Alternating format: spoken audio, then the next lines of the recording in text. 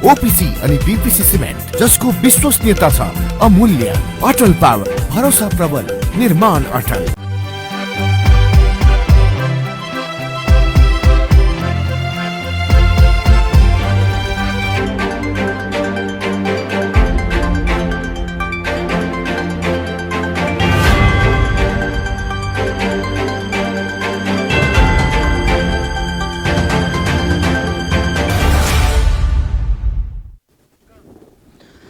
नमस्कार, राज्य खबरमा स्वागत छ। म विनोद परियार। सुरुमा राज्य खबरका हेडलाइनहरू।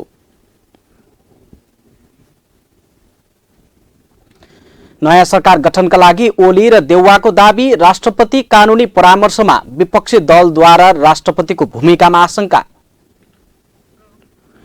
नेपालको राजनीति थप जटिल हुन सक्ने विश्लेषण। ओली विरुद्ध विपक्ष एकमत। जसपा दुई धारमा विभाजित हुँदा राजनीतिक समस्या बल्झियो। कोरोना संक्रमितको उपचार अझै सहज भएन। अक्सिजन अभावले अस्पताल र घरमा छटपटिएका जनताको समस्यामा राज्य मौन। इजरायल र प्यालेस्टाइन बीच 11 दिनदेखि जारी हिंसात्मक गतिविधिमा युद्ध विराम। संयुक्त राष्ट्रसङ्घका महासचिव र अमेरिकी राष्ट्रपति बाइडेनद्वारा स्वागत। र जुनमा हुने युरोकपको लागि रोनाल्डोको कप्तानीमा पोर्चुगलको 26 सदस्यीय टिम घोषणा। हंगेरी, फ्रान्स र जर्मनीको सामना गर्नुपर्ने।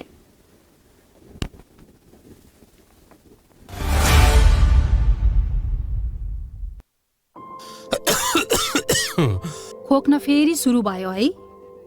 चुरोट छोड्नु भनेको मान्नुहुन्न? खासै खोकी छैन। थाहा छ, चुरोट, खैनी जस्ता सुर्तीजन्य पदार्थ सेवन गर्नेहरूलाई कोरोना संक्रमण भएमा गम्भीर लक्षण देखिने र जटिलता समेत हुन्छ। थाहा छ। तिमीले पनि अनेक कुरा थाहा पाउँछौ। हो त, सुर्तीजन्य पदार्थले फोक्सोमा पहिले नै क्षति पुगिसकेको हुन्छ, अनि कोरोना संक्रमण भयो भने झन क्षति पुर्याउँछ। अनि अरू? फेरि चुरोट, सुर्ती, हुक्का खाँदा हातका औँलाले ओठ, मुख र नाकमा छुने, अझ एक अर्का बीच साटासाट गरी खानेहरूमा त कोरोना सर्ने जोखिम झन बढी हुन्छ। हो र? नयाँ तर निकै महत्त्वपूर्ण कुरा भन्यौ तिमीले। अबदेखि म कुनै पनि किसिमको सुर्तीजन्य पदार्थ खाँदै खान्न। सुर्तीजन्य पदार्थको सेवन गर्नेहरूमा कोभिड-19 को संक्रमणको गम्भीर लक्षण देखि जटिलता समेत हुन्छ। त्यसैले सुर्तीजन्य पदार्थ कहिल्यै सेवन नगरौं। कोभिड-19 बाट बचौं र बचाऊ।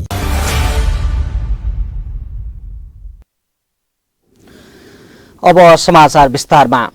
संविधानको धारा 76 को उपधारा 5 बमोजिम प्रधानमन्त्रीमा प्रमुख प्रतिपक्ष दलका नेता शेरबहादुर देउवा र एमाले अध्यक्ष एवं बालवाला प्रधानमन्त्री केपी शर्मा ओलीले दाबी पेश गर्नुभएको छ। ओली र देउवा दुवैजनाले आफ्ना पक्षमा बहुमत सांसद रहेको जिकिर गर्नुभएको छ।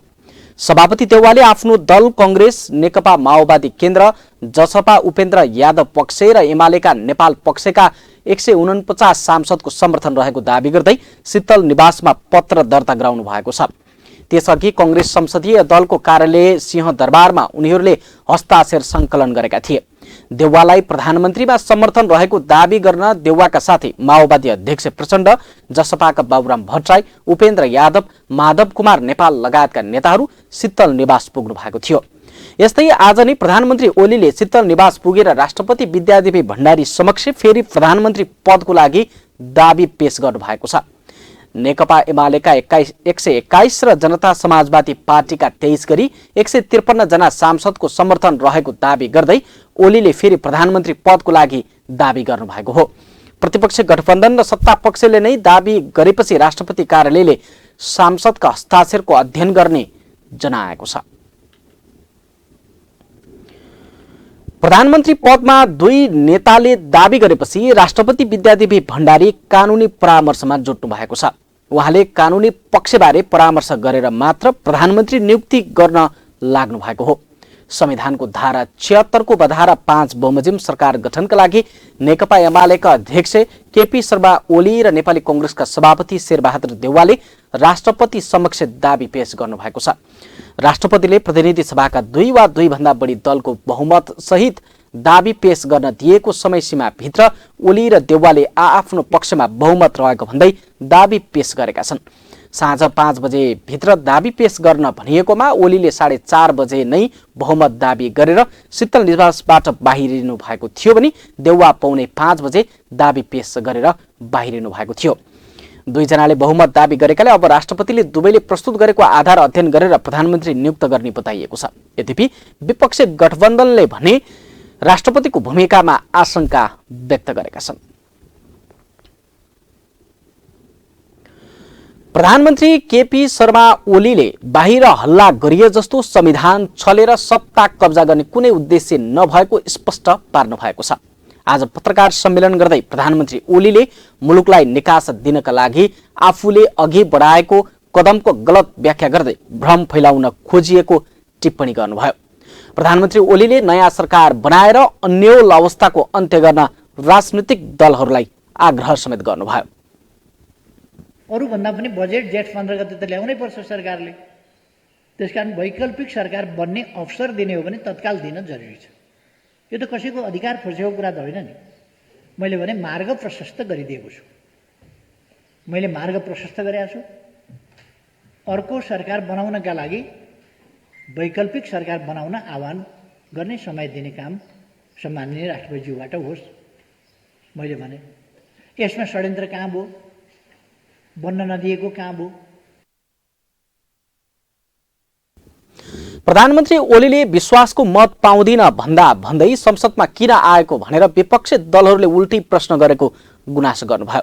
आफूले चाहेर होइन, संविधानले आफूलाई प्रधानमन्त्री बनाएको ओलीको दाबी थियो। रोल्पाका स्थानीय तहले कोरोना भाइरसको संक्रमण तीव्र रूपमा बढ्दै जान थालेपछि अक्सिजन सहितको आइसोलेसन बनाएर संक्रमितहरूलाई राख्न थालेका छन्। रोल्पामा 552 जना भन्दा बढी कोरोना भाइरसका संक्रमितहरू सक्रिय रहेका छन्। बाहिरी मुलुक तथा अन्तर जिल्लाबाट रोल्पा आउनेलाई कम्तीमा 10 दिन क्वारेन्टिनमा राख्न स्थानीय प्रशासनले निर्देशन दिएको छ। रोल्पाको रोल्पा नगरपालिकाले लिबाङमा रहेको शहीद प्रतिष्ठानको भवनमा 50 शैय्याको आइसोलेसन बनाएको छ। केही शैय्यामा अक्सिजन पनि जडान गरिएको छ। कोरोना भाइरसको सक्रिय संक्रमित घरमा बस्दा समुदाय स्तरमै संक्रमण फैलिने डरले नगरपालिकाले आइसोलेसन बनाएको हो। यहाँ बसेका संक्रमितहरूको उपचारमा रोल्पा अस्पतालका चिकित्सकहरू खटिने छन्। स्वाब संकलन गर्ने र पीसीआर को लागि पठाउने र अर्को कुरा एन्टिजेन मार्फत आकस्मिक प्रयोगको लागि एन्टिजेन को परीक्षण माध्यमबाट परीक्षण गर्ने चाहिँ हामीले त्यो तयारी गरेका छौँ। र त्यसपछि पनि बिरामी हुनुभयो, पोजिटिभ हुनुभयो भने हामीले अक्सिजन सहितको यो हामीले आइसोलेसन सेन्टर बनाएका छौँ 50 बेडको। यो सञ्चालनमा चाहिँ आजदेखि नै आएको छ। हामीले केही थप चाहिँ अक्सिजनहरू पनि ल्याउँदैछौँ। त्यस्तै सुनिल स्मृति गाउँपालिकाले पनि आफ्ना क्षेत्रका कोरोना संक्रमितहरू राख्नका लागि खुङ्ग्रीमा रहेको त्रिपुरेश्वर माध्यमिक विद्यालयमा अक्सिजन सहितको 15 शैय्याको आइसोलेसन तयार गरेको छ। यता रुन्टीगढी गाउँपालिकाले पनि होलेरीमा अक्सिजन सहितको 10 शैय्याको आइसोलेसन बनाएको छ। प्राथमिक स्वास्थ्य केन्द्र सुलीचौर र प्राथमिक स्वास्थ्य केन्द्र होलेरीका स्वास्थ्य कर्मीहरूले बिरामी उपचार गर्नेछन्। रोल्पाका सबै स्थानीय तहहरू क्वारेन्टिन र आइसोलेसन बनाउन लागि परेका छन्। यसअघि आइसोलेसन तथा क्वारेन्टिनको अभावमा कोरोना भाइरस सक्रिय संक्रमितहरू घरमै बस्दै आएका थिए। त्यहाँ हामीले 15 बेडको आइसोलेसन खडा गरेका छौँ। त्यहाँ अक्सिजन सिलिन्डर सहितको हामीले त्यो व्यवस्था गरेको हुँदाखेरि अब देखा परेका कोरोना रोगी अथवा भन्नुहोस् न ती साथीहरूलाई हामीले त्यो ठाउँमा नै केन्द्रित गरेर उपचार गर्ने ढङ्गले हामीले सोचेका छौँ। बाहिरी मुलुक तथा अन्तर जिल्लाबाट रोल्पा आउनेहरूलाई कम्तीमा पनि 10 दिन क्वारेन्टाइनमा राख्न भनिएको छ। त्यो अक्सिजन सिलिन्डरबाट पनि उहाँको चाहिँ ट्रिटमेन्ट गर्न चाहिँ समस्या हुन्छ भन्ने हामीलाई आकलन लाग्यो। अथवा यहाँका डाक्टरहरूले चाहिँ त्यो फोरकास्ट गर्न सक्नुभयो भने चाहिँ हामी तुरुन्त एम्बुलेन्समा राखेर चाहिँ नेपाल सरकारले तोकेको कोभिड हस्पिटलमा चाहिँ हामी रिफर गरेर पठाउने मेकानिजम बनाएका छौँ। रोल्पाको गंगादेव गाउँपालिकामा 43 जनाको कोरोना भाइरस परीक्षण गर्दा 42 जनामा भाइरस पुष्टि भएको थियो। यसले पनि कोरोना समुदाय स्तरमै फैलिएको अनुमान गर्न सजिलो भएको छ। राज्य खबरका लागि रोल्पाबाट पहल जीएमको रिपोर्ट। तपाईँ अहिले राज्य खबर हेर्दै हुनुहुन्छ। पालो भएको छ विश्रामको। विश्रामपछि हामीसँग रहनेछन् कोरोना संक्रमितको उपचार अझै सहज भएन, अक्सिजन अभावले अस्पताल र घरमा छटपटिएका जनताको समस्यामा राज्य मौन। इजरायल र प्यालेस्टाइन बीच 11 दिनदेखि जारी हिंसात्मक गतिविधिमा युद्ध विराम, संयुक्त राष्ट्रसङ्घका महासचिव र अमेरिकी राष्ट्रपति बाइडेनद्वारा स्वागत। र जुनमा हुने युरोकपको लागि रोनाल्डोको कप्तानीमा पोर्चुगलको 26 सदस्यीय टिम घोषणा, हंगेरी, फ्रान्स र जर्मनीको सामना गर्नुपर्ने।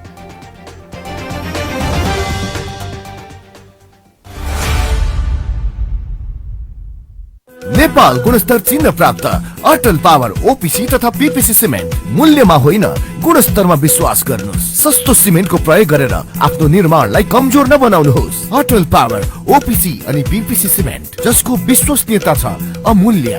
अटल पावर, भरोसा प्रबल, निर्माण अटल। अब ढुक्क हुनुहोस्। धेरै समयदेखि प्रतीक्षा गरिएको विश्व प्रसिद्ध ढलान प्रविधि अब रूपन्देहीमा स्थापित भएको छ।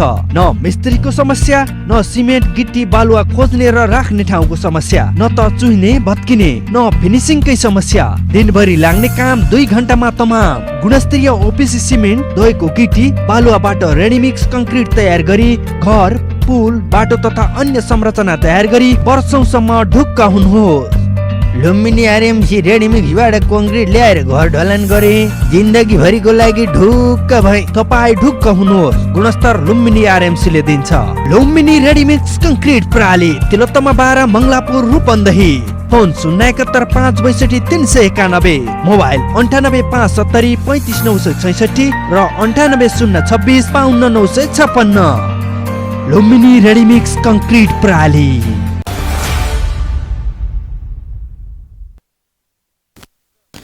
विश्रामपछि पुनः बाँकी खबरको सिलसिला।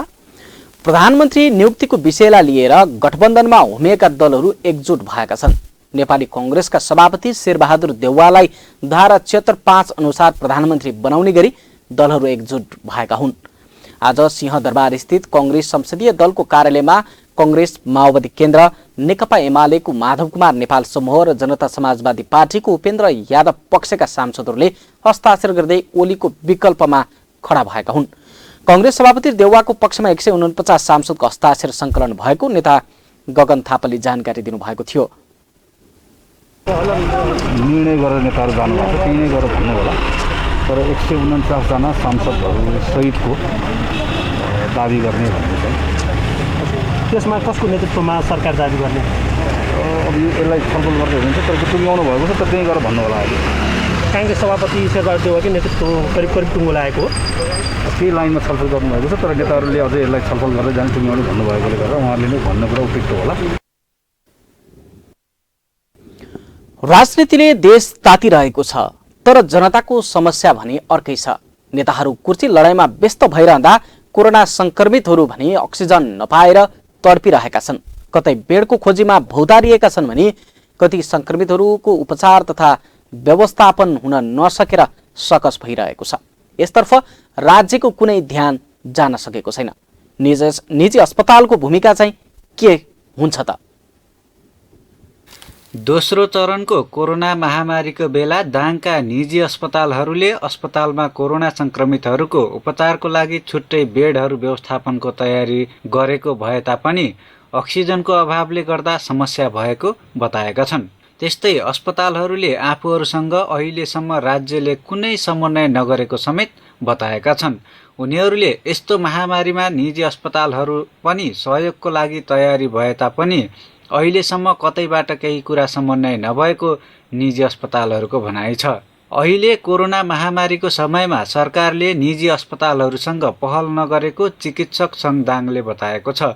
निजी अस्पतालहरूले पनि राज्य अप्ठ्यारोमा परेको बेला अस्पताल दिँदैनौ भन्नु गलत भएको सङ्घको तर्क छ।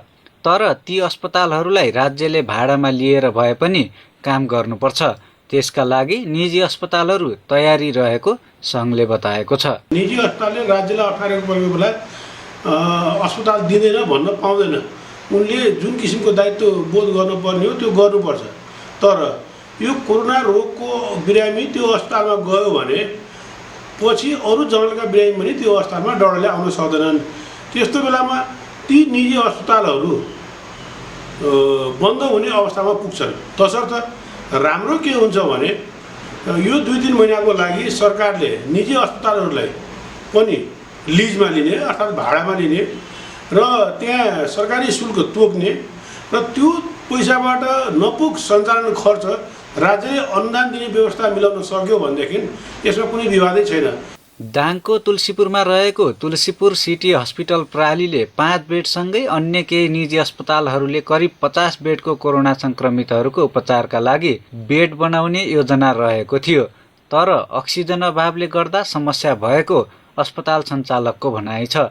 अहिले ती अस्पतालमा आउने कुनै पनि बिरामीहरूलाई उपचार नगरी फिर्ता नपठाउने गरेको छ। हाम्रोमा छ जनरली हाम्रो 25 बेडेड स्वीकृत अस्पताल हो। त्यसमा 25% भन्यो भने हाम्रो 4-5 बेड हुन आउँछ। हामी अस्ति बसेका थियौँ 2-3 प्राइभेट हस्पिटल हामी बसेका थियौँ। हामी पनि सुरु गरिदिउँ नि त एक ठाउँ हाम्रो हस्पिटल नजिक कुनै एउटा सर्टेन लोकेसन खोजेर हामी कम्बाइन रूपले 50-55 बेडकै गरौँ भन्ने कुरा पनि भयो। सबैभन्दा ठुलो समस्या चाहिँ अहिले चुनौतीको विषय चाहिँ अक्सिजनकै चुनौतीको विषय बनेको छ। बिरामी राख्यो अक्सिजन छैन, अक्सिजन पुर्याउन सकेको छैन हैन। अब नेपालमा जो भर पर्नु परेको छ। अब नेपालमा चाहिँ आउँदै यहाँ के अरे बिरामी कोल्याप्स हुने सम्भावना बढेको छ। दाङमा अब आइसियुको जुन कोभिड उपचार गर्ने गरी आइसियु र भेन्टिलेटरको अभाव पनि यहाँ खड्केको छ। तर हामी कहाँ आएका बिरामीहरूलाई हामीले निरन्तर सेवा दिएको छ। अहिले निजी अस्पताल प्राय जसो शून्य छन्। बिरामी आउने क्रम घट्दो छ। निजी अस्पतालहरूमा अहिले ओपिडीका बिरामीहरू भन्दा पनि इमर्जेन्सीका बिरामीहरू फाटफुट आउने गरेका छन्। निजी अस्पतालका चिकित्सक तथा स्वास्थ्यकर्मीहरूलाई कोरोना पुष्टि भइरहेको छ, जसका कारण पनि बिरामीहरूको उपचार गर्न समस्या भइरहेको अस्पताल व्यवस्थापन समितिको भनाइ छ। हाम्रो हस्पिटलमा पनि अहिले चाहिँ 8 जना चाहिँ सङ्क्रमित हुनुहुन्छ। उहाँहरू सबै होम आइसोलेसन हुन्छ। हामीलाई ड्युटी मिलाउन एकदमै गाह्रो परिराखेको अवस्था छ। तर पनि हामीले भरपुर रूपमा डबल ड्युटी गरेर हुन्छ कि ओभरटाइम गरेर हुन्छ कि 18 घन्टासम्म काम गरेर पनि हामीले सेवा दिइरहेका छौँ। अझ भन्नुपर्दा त अझ मेडिकल अफिसरले चाहिँ 24 घन्टा एक्लै 24 घन्टा 7 दिन एक्लै गरिराख्नु भएको छ। त्यो पोजिटिभ भए पनि हामीले चाहिँ दिने सेवा चाहिँ दिइरहेका छौँ। यहाँबाट गर्न सक्ने कुरा चाहिँ दिइरहेका छौँ। अस्पतालको इमर्जेन्सीमा आउने बिरामीमा धमाधम कोरोना संक्रमण पुष्टि हुने र वार्डमै मृत्यु समेत हुने गरेको छ, जसका कारण अन्य बिरामी पनि त्रसित भइरहेका छन्। तसर्थ निजी अस्पतालमा पनि कोरोना संक्रमितहरूको उपचारको व्यवस्थापनको लागि राज्यको ध्यान पुग्न जरुरी देखिन्छ। राज्य खबरका लागि दीपक ओली, घोराई, दाङ। जनता समाजवादी पार्टीभित्र दुई धार उत्पन्न भएपछि पछिल्लो राजनीतिक अवस्था जटिल बनेको छ। एक पक्षले प्रधानमन्त्री केपी शर्मा ओलीलाई समर्थन गर्ने र अर्को पक्षले कांग्रेस सभापति शेरबहादुर देउवा नेतृत्वको सरकार बनाउने भनेर हस्ताक्षर गरेपछि जसपाकै कारण नेपालको राजनीति थप अन्यलपूर्ण बनेको हो। यसअघि दिउँसो भएको बैठकले भने जसपा तटस्थ बस्ने निर्णय गरेको थियो। सिंहदरबारमा बसेको जसपाको सो पक्षको संसदीय दलको बैठकले प्रधानमन्त्री केपी शर्मा ओलीले आफ्नो मुद्दाहरू सम्बोधन गरिरहेकाले विपक्षमा जान नसक्ने भन्दै अहिलेका लागि तटस्थ बस्ने निर्णय गरेको अध्यक्ष महन्त ठाकुरले जानकारी दिनुभएको थियो। त्यस्तै जसपा संसदीय दलका नेता राजेन्द्र महतोले बैठकमा समसामयिक राजनैतिक अवस्थाका बारेमा छलफल भएको जानकारी दिनुभयो। महतोले आफूहरू सत्ताको लागि भन्दा पनि देश र जनताको भएको थियो। एक कुर्सी नलाग्ने समेत बताउनु भएको थियो। यो त कुर्सीको लडाईमा देश त बर्बाद भइसकेकै हो नि त। यो देशमा 3 वर्षदेखि के भइरहेछ भन्नुहोस् त। जनताले त्यत्रो 2/3 दिएको होइन, अनि प्रधानमन्त्री कुर्सीको लडाईमा देश र जनता बर्बाद भएको होइन। के खेला भइरहेको छ। त्यसैले साँचोको प्रयोग देश र जनताको हितमा हुनुपर्छ, पदको लागि होइन, कुर्सीको लागि होइन। त्यो चाहिँ हामी प्रष्ट छौँ। हामी त्यसको लागि कहिले पनि जनताको म्यान्डेटलाई र त्यो कुनै प्रकारको त्यस्तो अवसर चाहिँ पदको लागि प्रयोग गर्ने होइन। माग र मुद्दा, जनताको सवाल, अधिकार पहिचान, सुशासन र समृद्धि, जुन सवालहरूको लागि यो पार्टी गठन भएको छ त्यसमै केन्द्रित भएर हामी के अरे यो शक्तिको प्रयोग गर्छौँ। साँचोको प्रयोग देश र जनताको लागि हुन्छ।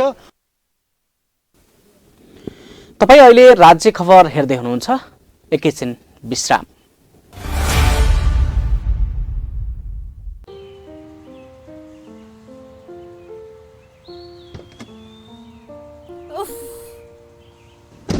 तिमीले फेरि चुरोट खान थालेको? कुर्दा कुर्दै एउटा मात्रै। जति भने नि मान्दैनौ, जान्न म कतै नि। एकछिन कुर्दा पनि। सरी बाबा सरी, गल्ती भयो। तिम्रो कसम अबदेखि खान्न। बरु जाउँ कतै लन्च खान। चुरोट, हुक्का, खैनी जस्ता सुर्तीजन्य पदार्थ पूर्ण रूपमा निषेध भएको रेस्टुरेन्टमा मात्रै जान्छु म। मलाई पनि थाहा छ, चुरोट, खैनी जस्तो सुर्तीजन्य पदार्थले मलाई, तिमीलाई र भविष्यमा हामीबाट जन्मने बच्चालाई समेत असर गर्न सक्छ। धूम्रपान तथा सुर्तीजन्य पदार्थको सेवन कहिल्यै नगरौं। आफ्नो स्वास्थ्यप्रति आफै सजग र जिम्मेवार बनौं।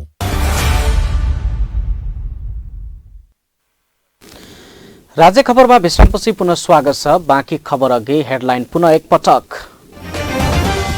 नयाँ सरकार गठनका लागि ओली र देउवाको दाबी, राष्ट्रपति कानूनी परामर्शमा विपक्षी दलहरू।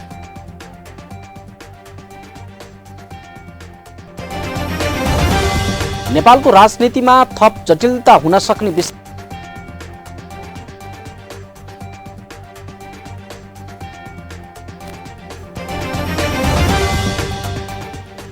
कोरोना संक्रमितको उपचार अझै सहज भएन, अक्सिजन अभावले अस्पताल र घरमा छटपटिएका जनताको समस्यामा राज्य मौन। इजरायल र प्यालेस्टाइन बीच 11 दिनदेखि जारी हिंसात्मक गतिविधिमा युद्ध विराम, संयुक्त राष्ट्रसङ्घका महासचिव र अमेरिकी राष्ट्रपति बाइडेनद्वारा स्वागत। र जुनमा हुने युरो कपको लागि रोनाल्डोको कप्तानीमा पोर्चुगलको 26 सदस्यीय टिम घोषणा, हंगेरी, फ्रान्स र जर्मनीको सामना।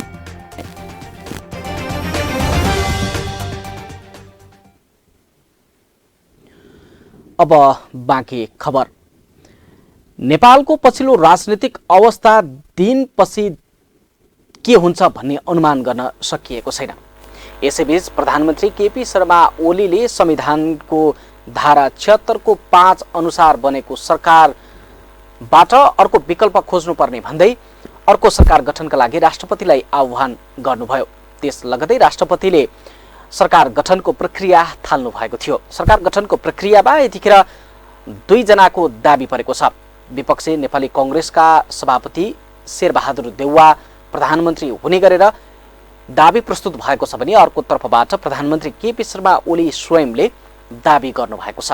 यसपछि अब कसरी अगाडि बढ्छ, कानुनी जटिलताहरू के हुन सक्छन्, यही विषयमा हामी कुराकानी गर्दैछौँ। हामीसँग प्रत्यक्ष सम्पर्कमा हुनुहुन्छ वरिष्ठ अधिवक्ता दिनेश त्रिपाठी।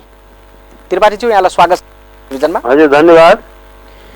अहिले यो संविधानको धारा 76 को 5 बमोजिमको जुन सरकार गठन गर्न भनेर जुन आह्वान भयो राष्ट्रपतिबाट, 2 जनाको अहिले दाबी प्रस्तुत भएको छ। प्रधानमन्त्री स्वयं आफैले पनि बहुमत पुर्याएको भन्नुभएको छ। विपक्षी शेरबहादुर देउवाले पनि बहुमतका साथमा दाबी पेश गर्नुभएको छ। अब प्रक्रिया चाहिँ के हुने हो, कसरी अगाडि बढ्छ? अब यसमा एउटा कुरा के हो भने, अब अहिले राष्ट्रपति कार्यालयबाट जुन डेडलाइन दिएको थियो त्यो चाहिँ समय सीमा सकिएको छ। अब अहिले के हो भने, अब यसो भन्दाखेरि 2टा दाबी परेको भन्ने छ। तर म के भन्छु भने, संवैधानिक रूपमा, कानुनी रूपमा, राजनीतिक रूपमा र नैतिक रूपमा प्रधानमन्त्री केपी शर्मा ओलीले आफ्नो यो प्रधानमन्त्री पदमा पुनः दाबी गर्ने त्यो हैसियत चाहिँ गुमाइसकेका छन्। हिजो उहाँले त्यो चाहिँ आफ्नो त्यो अधिकार चाहिँ परित्याग गरिसके र उनले पब्लिकली वास्तवमा चाहिँ के छ भने राष्ट्रपतिबाट जुन विज्ञप्ति जारी भएको छ त्यो विज्ञप्तिमा क्लियरली यो कुरा मेन्सन गरिएको छ कि प्रधानमन्त्रीको अनुरोधमा यो 76/5 को प्रक्रिया चाहिँ सुरु भएको हो। त 76 म बहुमत सिद्ध गर्न सक्दिनँ, म विश्वासको मत दिन सक्दिनँ भनेर आफ्नो 76/4 को प्रक्रियालाई पनि बाइपास गरेर यो 76/5 को प्रक्रिया आरम्भ गराइयो। त्यो चाहिँ के छ भने प्रधानमन्त्रीकै अनुरोधमा भनेर भनियो। अब अहिले पहिलो कुरा त पहिला नै उहाँलाई संसदले अविश्वास गरिसकेको थियो, संसदले अस्वीकृत गरिसकेको थियो। उहाँले फेरि शपथ ग्रहण गर्न हुँदैन थियो। वास्तवमा विश्वकै पार्लियामेन्ट्री डेमोक्रेसीमा त्यो एउटा हास्यास्पद कुरा हो कि संसदको विश्वास गुमाइसकेको व्यक्ति पुनः चाहिँ प्रधानमन्त्रीमा नियुक्त हुनु संसारको कुनै पनि पार्लियामेन्ट्री डेमोक्रेसीमा त्यस्तो हुँदैन। अलरेडी विश्वासको मत गुमाइसकेको प्रधानमन्त्रीले फेरि तिमी विश्वासको मत लिन जाऊ भनेर फेरि उसलाई चाहिँ मौका दिन मिल्दैन। जस्तो प्रधानमन्त्रीले दाबी गर्नु भएको के छ भन्दा उहाँले अब हिजो 24 घण्टा अगाडि नै त्यो कुरा त परित्याग गरिदिनु हो कि म चाहिँ अब प्रधानमन्त्री को चाहिँ के छ नि अब दावेदार छैन, म विश्वासको मत पनि लिन्न, त्यसकारण प्रक्रिया अगाडि बढाइयोस् भनेपछि अब फेरि चाहिँ के छ नि उहाँले आएर फेरि दाबी गर्नु, उहाँ त डिस्क्वालिफाई भइसक्नु हो। उहाँले चाहिँ के छ नि आफ्नो अधिकार चाहिँ यो त डक्ट्रिन अफ स्टेपल भन्छ कानुनको भाषामा, यो विबन्धनको सिद्धान्त म फेरि दाबी गर्छु भन्न मिल्छ र उहाँले चाहिँ के भन्नु भएको छ भन्दा 153 जना सांसदको समर्थन मसँग छ भनेर भन्नु भएको छ र अघि भर्खरै मात्रै चाहिँ विपक्षी नेपाली कांग्रेसको नेतृत्वमा सरकार बनाउने शेरबहादुर देउवाको समर्थनमा हस्ताक्षर गरेका एमालेका सांसदलाई कारबाही गर्छौं भनेर पत्र राष्ट्रपतिकोमा पठाएको निकालका विवरणहरू आएको छ नि, यसले केही असर गर्छ कि गर्दैन? एउटा कुरा के छ भने उहाँसँग 153 जना सांसदको चाहिँ बहुमत थियो, संख्या थियो भने चाहिँ उहाँले विश्वासको मत लिइ भइहाल्थ्यो नि। उहाँले आएर चाहिँ विश्वासको मत चाहिँ नलिएर अहिले आएर चाहिँ फेरि उहाँले चाहिँ फेरि 76/5 को प्रक्रियामा चाहिँ लैजानु हो। उहाँकै अनुरोधमा राष्ट्रपतिले त्यो प्रक्रिया चाल्नु हो। अब राष्ट्रपति महोदयले होइन प्रधानमन्त्रीलाई नै फेरि चाहिँ के छ नि दाबी गर्न आउनु हो, उहाँले नै म नियुक्त गर्छु भन्नु चाहिँ के छ नि यो कुनै पनि कानुनी सिद्धान्तले, संवैधानिक सिद्धान्त, मूल्य मान्यता, नैतिकता यो यस्तो मिल्दैन। प्रधानमन्त्रीको पद भनेको एउटा चाहिँ के छ नि यो पब्लिक फ्रड गर्ने पद होइन, यो त दिउँसै रात पार्न खोजिएको भयो। उहाँले दिउँसो 2 बजेसम्म 3 बजेसम्म प्रेस कन्फरेन्स गर्दै हुनुहुन्थ्यो र उहाँले चाहिँ मेरो अब संख्या पुगेर मैले परित्याग गरेँ, मैले चाहिँ अब यो वैकल्पिक सरकार निर्माणको प्रक्रिया अगाडि बढोस् भनेर भन्नुभएको छ।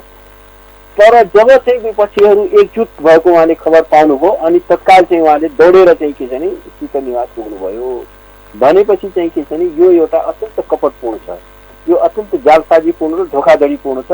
संविधानमाथि गरिएको धोखाधडी हो, यो चाहिँ सार्वजनिक नैतिकता विरुद्धको अपराध हो। अब चाहिँ आम नागरिकहरूमा पनि एक खालको के भयो भन्दा अब कोरोना महामारी छ, नागरिकहरू चाहिँ जीवन मरणसँग अस्पतालको शैय्याहरूमा छटपटी राख्नु परिरहेछ। यो बेलामा चाहिँ राजनीति झनपछि झन पेचिलो बनिराखेको स्थिति छ। अब प्रधानमन्त्रीले पदबाट छोड्ने जस्तो मनस्थिति त देखिएन, त्यो हुँदा संवैधानिक रूपमा यहाँहरू भन्नुहुन्छ यो चाहिँ उहाँले यो दाबी गर्न मिल्दैन भनिरहँदाखेरिमा राष्ट्रपति अहिले कानुनी परामर्शमा जुटिराख्नु भएको छ। यो सन्दर्भमा चाहिँ यो निर्णय चाहिँ विपक्षीहरूले के आशंका गरेका छन् भन्दा कतै प्रधानमन्त्रीलाई फेरि ओलीलाई नै दोहोर्याउने त होइन भन्ने एउटा आशंका छ। अब के हुन्छ, राजनीति के हुन्छ होला? के हो भने यदि राष्ट्रपतिमा अलिकति पनि सार्वजनिक नैतिकताका प्रति, संविधानको मूल्य र मान्यताका प्रति र अलिकति पनि सार्वजनिक जवाबदेहिता छ भने, किनभने संविधानले उहाँले एउटा गम्भीर दायित्व सुम्पेको छ, त्यो हो संविधानको एउटा संरक्षणकर्ता, कस्टोडियन अफ द कन्स्टिट्युसन को रूपमा उहाँ चाहिँ नेसनल युनिटीको प्रतीक हो। उहाँ चाहिँ के छ भने first citizen of the nation हो। यदि अब उहाँमा अलिकति पनि त्यो नैतिक चेतना दायित्व छ भने यस्तो फ्रड क्रियाकलापमा चाहिँ उहाँ संलग्न चाहिँ हुनु हुँदैन। र अब एकैचोटि चाहिँ के छ भने 1 घण्टा अगाडि उहाँको चाहिँ के छ भने 93 मत थियो अनि एकैचोटि उहाँले 153 को दाबी कसरी प्रस्तुत गर्नु हो? त्यो पनि के छ भने उहाँको त्यो दाबी नै यति हास्यास्पद छ। अब 27 जना सांसदहरू माधव नेपाल समेतको हस्ताक्षर उहाँले प्रस्तुत गर्नुभएको छ। अब जसपाको 32 भोट उहाँले काउन्ट गरेर प्रस्तुत गर्नुभएको छ। उहाँको चाहिँ के छ भने जुन वैशाख 27 गते जुन अङ्कगणित हो त्यो अङ्कगणितमा आधारभूत रूपमा के परिवर्तन हो? किनभने वैशाख 27 गते माधव नेपालजीहरू चाहिँ उपस्थित हुनुहुन्थ्यो, अहिले उहाँले त्यसको अघि उहाँको एगेन्स्टमा सिग्नेचरै गरिसक्नुभयो। अब जसपाको बाँकी चाहिँ के छ भने जसपाले चाहिँ के छ भने देउवालाई समर्थन गरिसक्यो भनेपछि अब उहाँको त्यो आधार कहाँ छ? उहाँको 153 सिट र शेरबहादुर देउवाको 149 सिट जोड्ने हो भने त्यो सङ्ख्या 302 पुग्न आउँछ। त्यति सांसद कहाँ छ त हाउसमा? के छ नि यो त अब एमालेका सांसदहरूलाई चाहिँ एमाले आँखाले हेर्दाखेरि पनि यो एउटा जालसाजीपूर्ण छ। त्यसमा पहिलो कुरा त के छ भने प्रधानमन्त्री ओलीको जुन दाबी हो त्यो दाबीलाई चाहिँ राष्ट्रपतिले चाहिँ कन्सिडरै गर्नु हुँदैन, किनभने हि अलरेडी गिभ अप, उहाँले चाहिँ परित्याग गरिसक्नु हो र यो चाहिँ एउटा सार्वजनिक नैतिकता, शिष्टाचार, एउटा संवैधानिक नैतिकता यो सबैको एगेन्स्टमा हो र एउटै व्यक्तिलाई पटक पटक एउटा असफल भयो। उहाँ 76 को प्रक्रियामा पनि असफल हुनुभयो, 76 को प्रक्रियामा पनि उहाँले चाहिँ विश्वासको मतै लिन्न भनिदिनु हो भनेपछि फेरि 76 मा आएर चाहिँ के अरे के छ भने म फेरि मै हुन्छु भन्नु योभन्दा ठुलो चाहिँ जालसाजीहरूको केही हुँदैन। एउटा कुरा के छ भने 76 को जुन प्रक्रिया हो एउटा के छ भने सबै विकल्पहरू समाप्त भएपछि एउटा व्यक्तिलाई पनि त्यो अवसर हुन्छ। प्रधानमन्त्रीको पार्टी जुन छ नि अधिवक्ताज्यू, प्रधानमन्त्रीले 153 जुन संख्या भन्नुभएको छ, अब एमालेका 121 जना सांसदहरू, त्यसमा पनि माधव कुमार नेपाल पक्षका 27 जनाले देउवाजीलाई समर्थन गरेको भन्ने कुरा त आइरहेको छ। यदि 27 जनालाई कारबाही गर्यौं भनेर राष्ट्रपतिकोमा पत्र पठाउने र कारबाही भयो, सांसद पद गयो भने के हुन्छ स्थिति? हैन, पहिलो कुरा त के हो भने यो चाहिँ के हो भने व्हिप लाग्दैन। यसमा चाहिँ के छ भने यो 76 बमोजिमको गभर्नमेन्ट फर्मेसनको प्रोसेस हो। यो चाहिँ के छ भने एउटा कुनै व्यक्तिले पनि आधार प्रस्तुत गर्ने हो। त्यसमा के छ भने ऊ दलको नेताको हैसियतले होइन भन्दा पनि एउटा पार्लियामेन्टको एउटा मेम्बरको नाताले पार्लियामेन्टको कुनै पनि मेम्बरले त्यो दाबी गर्न सक्छ। कुनै पनि सबै मेम्बरहरूले एउटा चाहिँ आवश्यक बहुमत पुर्याइदिन सक्छन्। त्यसमा के छ भने अब त्यसलाई चाहिँ पदमुक्त गर्छु भनेर त्यो चाहिँ मिल्दैन। र अर्को कुरा के छ भने यदि उहाँले पदमुक्त गर्नुभयो भने पनि उहाँले घाटा हुन्छ। घाटा के हुन्छ भने किनभने अहिले हाउसको कुल सङ्ख्या 271 छ। अब उहाँले 27 जना 28 जनामा कारवाही गर्ने बित्तिकै 250 हुन आउँछ। त्यो भएपछि अब अहिलेको इक्वेसनमा 137 सिट चाहिन्छ विश्वासको मत लिनलाई। त्यो पदमुक्त हुने बित्तिकै त्यो सङ्ख्या झन्डै धेरै थोरै सङ्ख्यामा नै अब अर्को वैकल्पिक सरकार बन्न सक्ने भयो। त्यस कारण त्यो बाटो पनि छैन उहाँलाई। अर्को कुरा उहाँले त्यसरी पदमुक्त, किनभने यसमा कुनै व्हिप जारी गरिएको छ र व्हिपै जारी गरिएको छैन भनेपछि यसमा पार्टीको व्हिप लाग्ने कुरा भएन। सांसद स्वतन्त्र हुन्छन्, संविधान अनुसार चाहिँ कारबाही गर्न मिल्दैन भन्ने तपाईको भनाइ भयो। अब चाहिँ राष्ट्रपतिको निर्णय चाहिँ के आउला? उहाँ कानुनी परामर्शमा हुनुहुन्छ, दुवैको दाबी छ। चाहिँ राष्ट्रपतिको अहिलेसम्मको जुन उहाँको ट्र्याक रेकर्ड छ त्यो त्यति सुखद छैन। उहाँले अहिलेसम्म उहाँको ट्र्याक रेकर्ड के छ भने प्रधानमन्त्रीले गरेका हरेक सिफारिस उहाँको लागि सर्वोच्च हो। उहाँको लागि संविधान सर्वोच्च होइन। संविधानको धारा 1 मा के भनिएको छ भने कन्स्टिट्युसन चाहिँ मुलुकको मूल कानुन हो, संविधान नै मूल कानुन हो। It is a fundamental governing document of the nation. तर विद्या भण्डारी राष्ट्रपति महोदयको बुझाइ के छ भने यो चाहिँ संविधान सर्वोच्च होइन, प्रधानमन्त्रीले गरेको सिफारिस र इभेन अनुरोध भन्ने कुरा त यो संविधानले चिन्दैन। अनुरोध भन्ने शब्द कहीँ पनि संविधानमा छैन। त उहाँको बुझाइ के छ भने यो संविधान चाहिँ सुप्रिम डकुमेन्ट होइन। राष्ट्रपतिले गरेका प्रधानमन्त्रीले गरेका सिफारिस यदि संविधानको कुनै धारासँग बाजिएको छ भने त्यो प्रधानमन्त्रीको सिफारिस निरस्त हुँदैन कि त्योसँग बाजिने चाहिँ के छ भने संविधानको धारा नै निरस्त हुन्छ, त्यो नै निष्प्रभावी हुन्छ।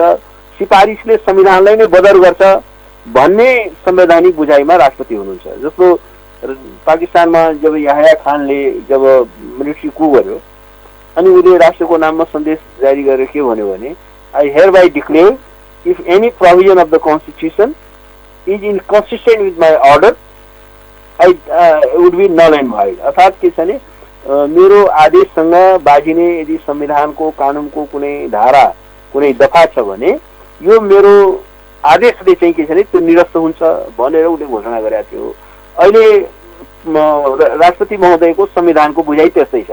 यदि प्रधानमन्त्रीको सिफारिससँग बाजिने संविधानको कुनै धारा छ भने त्यो निरस्त हुन्छ। त्यसकारण अहिलेसम्मको उहाँको जुन ट्र्याक रेकर्ड छ, उहाँले गैर संवैधानिक अध्यादेशहरू जारी गर्नुभयो, संसदलाई छलेर बदनीयतपूर्ण तरिकाले ल्याएका सिरिज अफ अध्यादेश।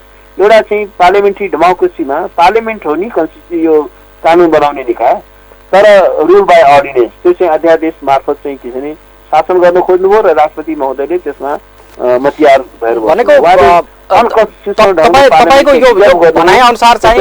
राष्ट्रपति चाहिँ मतियार हुनुभयो। यो कारण अब के छ भने राष्ट्रपतिले के गर्नुहुन्छ भन्ने कुरा चाहिँ अब त्यो सेकेन्डरी कुरा हो। उहाँले कुनै पनि संवैधानिक तर अब के छ भने जनता चाहिँ चुप लागेर बस्दैन। यो चाहिँ के छ भने मास अपराधी हुनसक्छ जसरी तपाईँकै भनाइअनुसार राष्ट्रपतिले यदि प्रधानमन्त्रीमा फेरि ओलीलाई सक्ने सम्भावना पनि छ भन्ने आशा यहाँले व्यक्त गर्दै गर्दा त्यो भयो भने चाहिँ के हुन्छ? अदालतले यसलाई फेरि अदालतमा जान्छ अथवा के होला? अब होइन अदालतमा त च्यालेन्ज हुन्छ नै यो होइन। तर एउटा कुरा के छ भने पिपुलले पनि त अब हिसाब किताब गर्छ नि। इट्स नाउ अब इट्स टु मच भइसक्यो इनफ इज इनफ भन्छ नि। यो त अति सर्वत्र वर्जित भन्छ। अब योभन्दा अर्को चाहिँ एउटा चाहिँ यो अति गर्ने ठाउँ छैन। यो चाहिँ के छ भने यो त जुन एउटा बदनियतपूर्ण तरिकाले निरन्तर संविधानलाई मिच्ने, संविधानलाई घाइते बनाउने, संविधानको अङ्गभङ्ग गर्ने, संविधानलाई निष्प्रभावित तुल्याउने एउटा सिस्टमेटिक ढङ्गले जुन यो क्रियाकलाप हुँदै आएको छ। अब राष्ट्रपतिलाई चाहिँ संविधानले संविधानको संरक्षणकर्ता भनेर परिकल्पना गरेको छ। अब अहिले के देख्यो भने राष्ट्रपति नै यो संविधानको सबैभन्दा ठुलो संहारकर्ता। Now president has become the chief liquidator of the constitution. प्रधानमन्त्री चाहिँ एउटा संविधानको चिफ एक्जिक्युटिभ अफिसर हो मुलुकको, ऊ चाहिँ चिफ ल इन्फोर्समेन्ट अफिसर हो। तर उनै संविधानको सबैभन्दा ठुलो कानुनको सबैभन्दा ठुलो उल्लङ्घनकर्ताको रूपमा प्रस्तुत गरेको छ। र त्यो प्रक्रियामा चाहिँ के छ भने राष्ट्रपति महोदय र प्रधानमन्त्रीको एउटा संयुक्त मोर्चा देखिन्छ। राष्ट्रपति महोदयले प्रधानमन्त्रीले गरेका सबै जायज नाजायज सही गलत असंवैधानिक गैर कानुनी सबै क्रियाकलापलाई उहाँले सहयोग र समर्थन गर्दै आउनु भएको छ।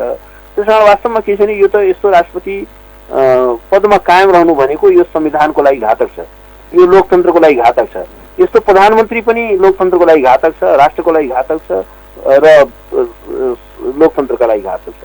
त्यसमा के छ भने जति सक्यो चाँडै यो राष्ट्रले चाहिँ के छ भने यस्तो राष्ट्रपति र प्रधानमन्त्रीबाट चाहिँ एउटा मुक्ति पाउनु जरुरी छ। किनभने जति दिन उहाँहरू रहनुहुन्छ त्यति दिन यो संविधानलाई ध्वस्त गराउनुहुन्छ, त्यति दिन यो लोकतन्त्रलाई उहाँले हुर्मत दिनुहुन्छ। त्यस कारण के छ भने उहाँको प्रेजेन्स नै यो चाहिँ लोकतन्त्रका लागि मुलुकको स्टेबिलिटीका लागि सबैभन्दा ठुलो थ्रेट हो। अहिले हेर्नुहोस् यत्रो महामारी छ, महासङ्कट छ, मानिसहरूको लास चाहिँ के छ भने दिनका दिन बढिरहेको छ।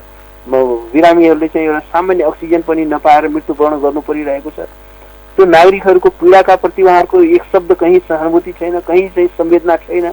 त्यसमा पनि चाहिँ के छ भने यो महामारीलाई उहाँहरूले चाहिँ के छ भने एउटा पैसा कमाउने, एउटा भ्रष्टाचार गर्ने एउटा स्वर्ण अवसरको रूपमा प्रयोग गर्दै हुनुहुन्छ। यत्रो मुलुकमा कुशासन छ, खोप चाहिँ के छ भने कमिसनका कारणले आएन, त्यसमा सबै प्रधानमन्त्रीका मान्छे इन्भल्भ छन् र आज चाहिँ के छ भने लाखौँ लाख नागरिकहरूको जीवनलाई चाहिँ के छ भने जोखिममा पारिएको छ, राष्ट्रलाई सङ्कटमा पारिएको छ। आज चाहिँ के छ भने बिलियन चाहिँ के छ भने अर्बौं रुपियाँको भ्रष्टाचारका काण्डहरू छन् र यसमा चाहिँ के छ भने उहाँले चाहिँ के छ भने राज्यको स्रोत र साधनको एउटा बेहिसाब चाहिँ के छ भने दोहन भइरहेको अवस्था छ। अब अधिवक्ताज्यू म अन्तिममा चाहिँ प्रधानमन्त्री पटक पटक भन्ने चाहिँ मैले कुर्सी त छोड्न तयारै छु म। हजुर हेलो सुनिरहनु भएको छ? हजुर प्रधानमन्त्रीज्यूले चाहिँ म पदमा बस्नको लागि म चाहन्न, मैले अविश्वासको विश्वासको मत लिए त्यहाँ पनि मैले पद छोड्न खोजेकै हो, बहुमत पुर्याउनु भएको छ नि। अरू दलहरूले बहुमत पुर्याउन सकेका छैनन् फेरि। होइन किन पुर्याउन सकेका छैन? आज चाहिँ के छ भने 149 जनाको ल ठिक छ, त्यसमध्ये केही जना 5-7 जना यताउता होलान्, तर बहुमत त पुर्याएर प्रस्तुत गरेको छ नि। भनेको आजको बहुमत चाहिँ वैधानिक छ, बहुमत पुगेको छ। अब चाहिँ केपी ओलीको विकल्प बहुमत पुग्न थाल्यो, त्यसपछि उहाँले चाहिँ किन दाबी लिएर प्रस्तुत हुनुभयो? हेर्नुहोस् एउटा कुरा म तपाईँले यो दर्शकहरूलाई म निवेदन गरौँ, यो चाहिँ के छ भने एउटा चाहिँ कपटपूर्ण एउटा प्रक्रियाको सुरुवात हो। किनभने प्रधानमन्त्री केपी ओलीलाई के लाग्यो भने यदि विश्वासको मत लिन गयो भने म असफल हुन्छु, असफल भएपछि म पदमुक्त हुनुपर्छ, पदमुक्त हुँदाखेरि 76-5 को जुन प्रोसेस सुरु हुन्छ त्यो अर्कै मान्छे आउँछ। त्यस कारण के छ भने उहाँले सत्ता नछोड्नका लागि, सत्तामा टिकिरहनको लागि एउटा चाहिँ यो कपटपूर्ण प्रक्रिया सुरु गर्नुभयो र उहाँले के गर्नुभयो भने विश्वासको मत लिनलाई परित्याग गरेर उहाँले भन्नुभयो 76-5 को प्रक्रिया सुरु गरौँ। पदबाट राजीनामा दिनु भएन, पद चाहिँ खाली गर्नु भएन, पद खाली नभइकन वैकल्पिक सरकार निर्माणको प्रक्रिया सुरु हुँदैन र उहाँले मार्ग प्रशस्त गर्ने भनेर भने पनि त्यो वास्तवमा मार्ग प्रशस्त गरेको होइन, त्यो अवरुद्ध गरेको हो। तर उहाँहरूको प्रेजेन्सन के थियो भने अत्यन्त न्यून समय दिएको थियो, 20 घण्टा 21 घण्टा, त्यसमा पनि 12-13 घण्टा त राति नै थियो। जम्मा चाहिँ के छ भने 5-7 घण्टाको खास समय चाहिँ 5-7 घण्टाको छ। बाटोको म्याद पनि चाहियो। अब कोरोनाको समय छ, कोही सांसदहरू कहाँ छन् के छन्, अब यिनीहरूले चाहिँ के छन् पक्कै पनि एउटा वैकल्पिक सरकारको दाबी प्रस्तुत हुनै सक्दैन भन्ने उहाँहरू त्यो कुरामा चाहिँ विश्वस्त हुनुहुन्थ्यो। तर चमत्कार भइदियो। यहाँ के भइदियो भने रातारात सिनारियो चेन्ज भयो र के भइदियो भने अब चाहिँ के छ भने एकैचोटि चाहिँ के छ भने जब 149 जनाको संख्या पुग्यो भन्ने बित्तिकै उहाँ चाहिँ दौडेर चाहिँ शीतल निवास पुग्नुभयो। उहाँको चाहिँ प्रेजेन्सन फेल खायो। यदि उहाँको के थियो भने यो कसरी दाबी नै गर्न सक्दैन भनेको सबैको विघटन पनि दाबी नगरेपछि म नै प्रधानमन्त्री भइहाल्छु, म चाहिँ हाउस विघटन गर्छु, त्यसपछि अध्यादेश मार्फत बजेट ल्याउँछु, अध्यादेश मार्फत नीति तथा कार्यक्रम ल्याउँछु, अध्यादेश मार्फत अब बाँकी चाहिँ के छ भने सही गलत सबै किसिमको कानुनहरू ल्याउँछु र नीतिगत भ्रष्टाचार हुन सक्ने गरी चाहिँ के छ भने कानुनहरू अध्यादेशहरू जारी गर्छु र म चाहिँ एउटा निष्कण्टक राज्य गर्छु। इलेक्सनको चाहिँ डेट चाहिँ एउटा संवैधानिक खानापूर्तिको लागि घोषणा गरौँ तर चुनाव चाहिँ नगराउने, त्यो चाहिँ डिजाइनमा चाहिँ प्रधानमन्त्री ओली हुनुहुन्थ्यो। तर भइदियो के भने उहाँको आफै नै जालमा आफै पर्नुभयो र त्यसपछि चाहिँ के छ भने अब यदि अर्को ठगैती उहाँले प्रस्तुत गर्नु होइन, म नै आफै दाबी गर्न पुग्नुभयो। एउटा परित्याग गरिसकेको व्यक्ति उहाँमा चाहिँ के छ भने साँच्चीकै मेजोरिटी थियो भने त विश्वासको मात्रै दिए भइहाल्थ्यो नि। के कुराले लोकेको थियो? उहाँलाई त संविधानले त्यही बाटो दिएको थियो नि कि तपाईँ चाहिँ विदिन 30 डेज, त्यो पनि पर्याप्त समय उहाँलाई थियो। अहिले त वास्तवमा के छ भने 4-5 दिन मात्रै भएको थियो नि। उहाँले 30 दिनसम्म जति पनि एक्सर्साइज गर्न सक्नुहुन्थ्यो नि विदिन 30 डेज भित्र। हस् अधिवक्ताज्यू, यो यहाँलाई धेरै धेरै धन्यवाद छ। Thank you so much. हस् धन्यवाद छ। हामीले राज्य खबरमा प्रस्तुत गर्यौं वरिष्ठ अधिवक्ता दिनेश त्रिपाठीसँगको यो संवाद र अब बाँकी समाचारको सिलसिला। कोरोना संक्रमणका कारण मृत्यु हुनेको संख्या 6000 नागेको छ। स्वास्थ्य तथा जनसंख्या मन्त्रालयका अनुसार पछिल्लो 24 घण्टामा कोरोना संक्रमणबाट 177 जनाको मृत्यु भएको हो। यो सँगै कोरोनाबाट मृत्यु हुनेको संख्या 6024 पुगेको मन्त्रालयले जनाएको छ। यसअघि 190 जनाको हिजो मृत्यु भएको थियो। यस्तै आज देशभर 7890 जना कोरोना मुक्त हुनु भएको छ। यो सँगै नेपालमा 3,74,836 जनाले कोरोना जितेका छन्। यता कोरोनाको हट स्पट बनेको रूपन्देहीमा 24 घण्टाको अवधिमा 949 जनाको कोरोना परीक्षण गर्दा 370 जनामा संक्रमण पुष्टि भएको छ। यो परीक्षणको करिब 39% हो। स्वास्थ्य कार्यालयका अनुसार जिल्लामा आज पनि बुटवल उपमहानगरपालिकामा सबैभन्दा धेरै 122 जनामा कोरोना संक्रमण देखिएको छ। रूपन्देहीमा कोरोना संक्रमित हुनेको संख्या 24,681 पुगेको छ, जसमध्ये 18,735 जना निको भएका छन् भने पछिल्लो 24 घण्टामा 497 जना संक्रमित निको भएका छन्। अब विदेशको प्रसंग।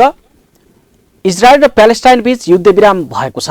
11 दिन लामो हिंसात्मक गतिविधिपछि दुवै पक्षले युद्धविरामको सहमति गरेको बीबीसीले जनाएको छ। इजरायलको मन्त्री परिषदले बिना शर्त आपसी समझदारी गर्न अनुमति दिएपछि हमासको तर्फबाट पनि युद्धविराम भएको हो। अमेरिकी राष्ट्रपति जो बाइडेनले इजरायली प्रधानमन्त्रीलाई फोन गरेर युद्धविरामको पहल गर्न अनुरोध गर्नुभएको थियो भने इजिप्ट, कतार र संयुक्त राष्ट्रसङ्घले पनि गाजामा शासन गर्ने हमास र इजरायल बीच युद्धविरामका लागि पहल गर्नुभएको थियो। युद्धविराम आज बिहानदेखि नै लागू भएको हो। 11 दिन चलेको हिंसात्मक द्वन्द्वमा कम्तीमा 100 जना बालबालिका र महिला सहित 232 जना प्यालेस्टाइनी नागरिकले ज्यान गुमाएका छन्। इजरायलतर्फ 12 जनाको ज्यान गएको छ। युद्धको अवधिमा प्यालेस्टाइनको तर्फबाट 4000 भन्दा धेरै रकेट प्रहार भएका थिए भने इजरायलले पनि गाजा क्षेत्रमा सयौं हवाई आक्रमण गरेको थियो। युद्धविरामपछि संयुक्त राष्ट्रसङ्घका महासचिव एन्टोनियो गुटेरेस र अमेरिकी राष्ट्रपति बाइडेनले स्वागत गर्नुभएको छ। युद्धविराम घोषणा भएपछि जेरुसेलम शान्त देखिएको र गाजामा प्यालेस्टाइनी नागरिकले खुसियाली मनाएको बीबीसीले जनाएको छ। गाजा क्षेत्रमा भड्किएको हिंसा सन् 2014 यताकै गम्भीर थियो। अब खेल प्रसङ्ग। जुन महिनामा हुने युरोकप फुटबलको लागि पोर्चुगलको टिमको घोषणा भएको छ। मुख्य प्रशिक्षक फर्नाल्डो सान्तोसले घोषणा गरेको 26 सदस्यीय टोलीको नेतृत्व क्रिस्टिनायो रोनाल्डोले गर्नेछन्। रोनाल्डोको मुख्य सहयोगी मानिएका ब्रुनो फर्नान्डेज, बर्नार्डो सिल्भा, डिएगो जोता लगायतका खेलाडी टिममा रहेका छन्। टिमको गोलकिपरमा 3 जना खेलाडीको नाम रहेको छ। यस्तै 7 जना रक्षक रहेका छन्। मिडफिल्डरमा र फरवार्डमा 8 जना रहेका छन्। समूह एफमा रहेको पोर्चुगलले बलियो मानिएको हंगेरी, फ्रान्स र जर्मनीको सामना गर्नुपर्ने छ। युरोकप जुन 11 तारिकदेखि हुनेछ। यस पटकको युरोकप युरोपका विभिन्न 11वटा सहरमा हुँदैछ।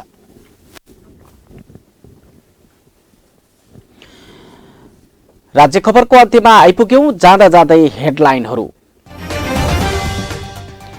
नयाँ सरकार गठनका लागि ओली र देउवाको दाबी। राष्ट्रपति कानूनी परामर्शमा विपक्षी दलहरूद्वारा राष्ट्रपतिको भूमिकामा आशंका। नेपालको राजनीति थप जटिल हुन सक्ने विश्लेषण। ओली विरुद्ध विपक्ष एकजुट। जसपा 2 धारमा विभाजित हुँदा राजनीतिक समस्या बल्झियो। कोरोना संक्रमितको उपचार अझै सहज भएन। अक्सिजन अभावले अस्पताल र घरमा छटपटिएका जनताको समस्यामा राज्य मौन। इजरायल र प्यालेस्टाइन बीच 11 दिनदेखि जारी हिंसात्मक गतिविधिमा युद्धविराम। संयुक्त राष्ट्रसङ्घका महासचिव र अमेरिकी राष्ट्रपति बाइडेनद्वारा स्वागत। र जुनमा हुने युरोकपको लागि रोनाल्डोको कप्तानीमा पोर्चुगलको 26 सदस्यीय टिम घोषणा। हंगेरी, फ्रान्स र जर्मनीको सामना गर्नुपर्ने।